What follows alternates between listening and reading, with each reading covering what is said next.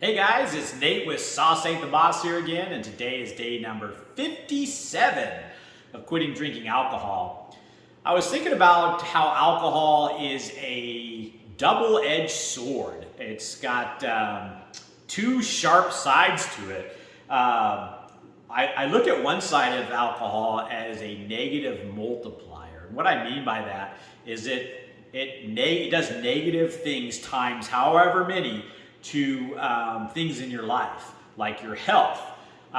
It really goes after your health. That might be a negative multiplier times minus, 5 or something like that. I mean, I was getting high blood pressure, gout.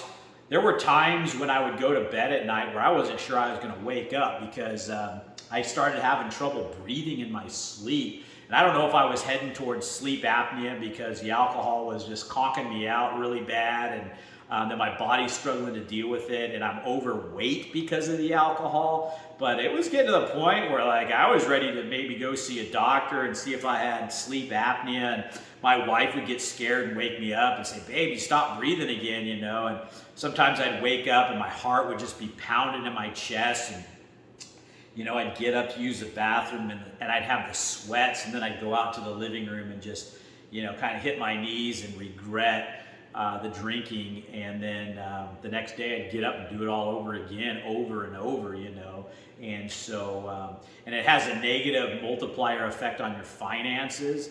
And so what I mean by, negative multiplier effect, but also in it being a double-edged sword, not only is it a negative multiplier on things like, let's say, finances, because I was spending $800 a month on alcohol, but also the double-edged side is if you're drinking all the time, you're not going to be as energetic and productive.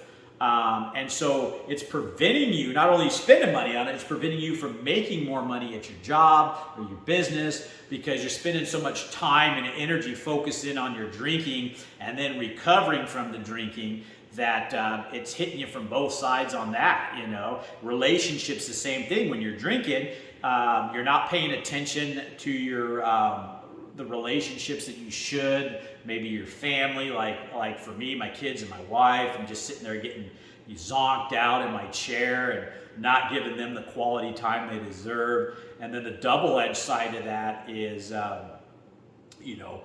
if I was behaving that way drinking, if I wasn't drinking, I would have been wanting to do things with them. You get the energy. Like now, I mean, we're doing all kinds of stuff. We're heading up to a... My youngest son loves 21 Pilots, this band. It's not my jam, but he really likes their music. So we're heading up to Portland tomorrow to go do that. But I've just, been doing a lot more of that type of thing with my family because we go on hikes and we went camping and we did some of that stuff before, don't get me wrong, but, not to the level that it is now. And so it really is worth looking at what negative things is alcohol taking away from you in your life, but also what's it preventing you from doing and becoming in your life. Again, it's a double-edged sword. It's cutting you that way and it's cutting you this way. And so, all these realizations about it that I'm getting since I quit drinking.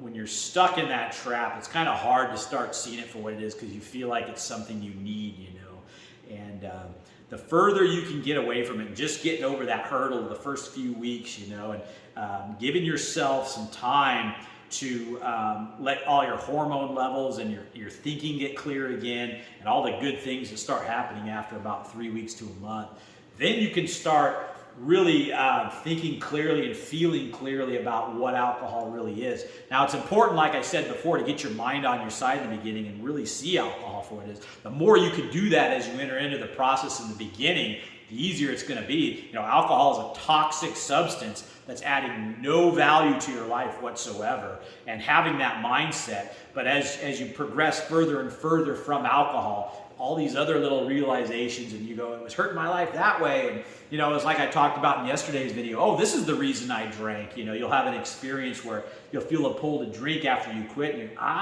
that's that's one of my, triggers. I don't deal with, maybe it's stress or anxiety or socializing or whatever. And then you go, okay, now I can tackle how to socialize without alcohol and be better at it. You've never allowed yourself to do that. Or now I can learn when I'm feeling bored and anxious. That's what I'm going through. Is that was one of my, like I said, triggers for drinking, was feeling bored and anxious and wanting to always be occupied and doing something. I just don't like idle time, so to speak. But that's really kind of dumb, because we can all have hobbies and get up and do stuff.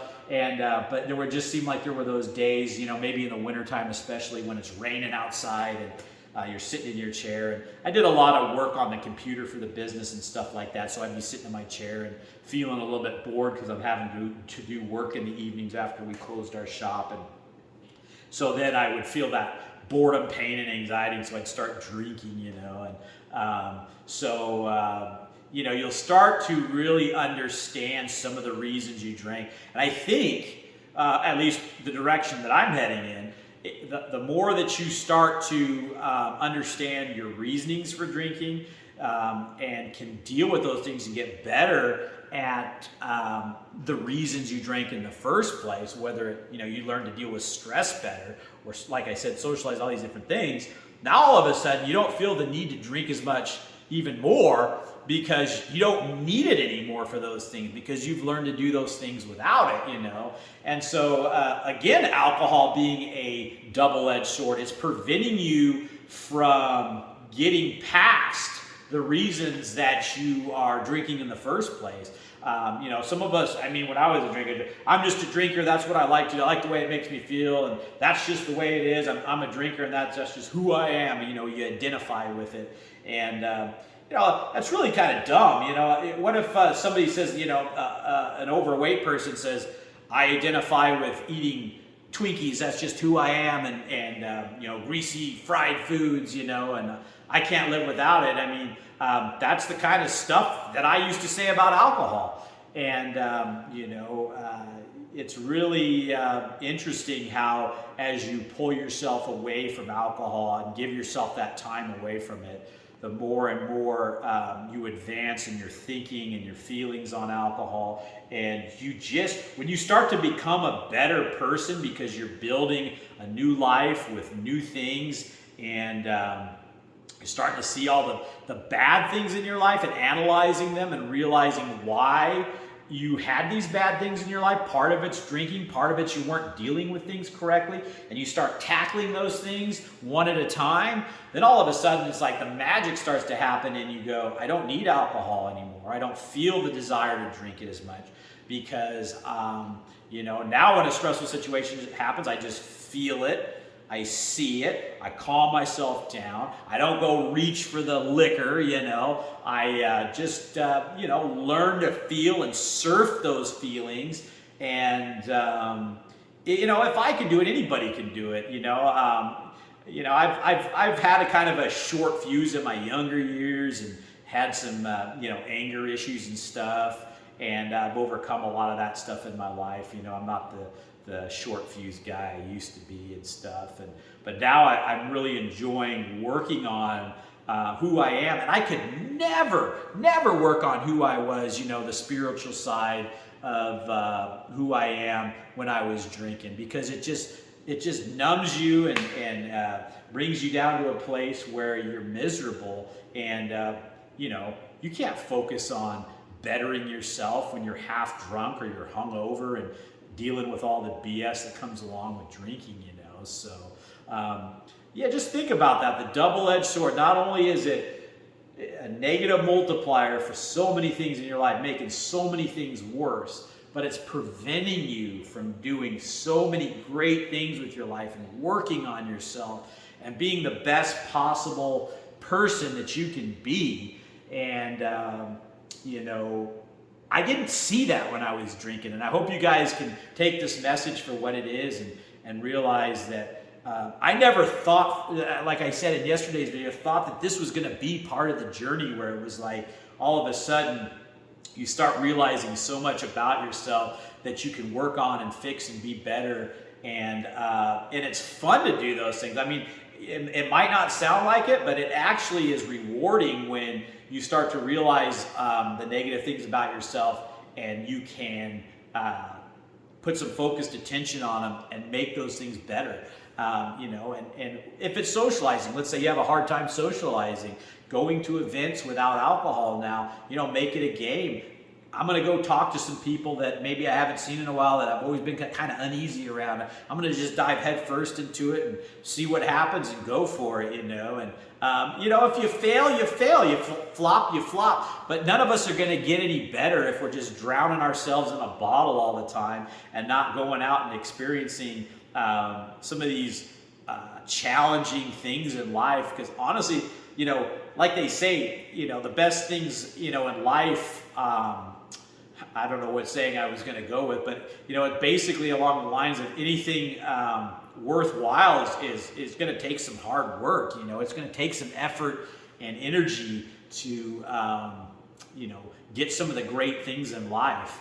And but when you get them and you develop yourself, like I've said before, the sky's the limit at that point. So that's the topic for today: alcohol, the double-edged sword, and the negative multiplier, and the preventer from doing great things. So give that one some thought. If you guys need any help drinking, I've been doing these videos since day one. Today is day number 57. So now you got 57 days worth of thoughts and what it's like to quit drinking from somebody that drank for 2 decades, 20 years. I drank, and at least 12 drinks a night was kind of my baseline.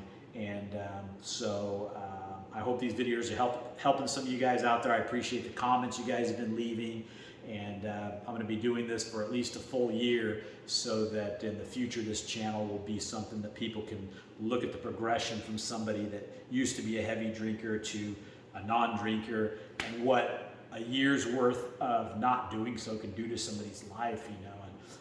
I can tell you right now, guys, everything in my life is changing for the better. Not one thing is for the worse. And so if you're thinking about it, give it a go. Never quit trying to quit. That's kind of the motto. So remember, guys, sauce ain't the boss. You are. You guys have a great night.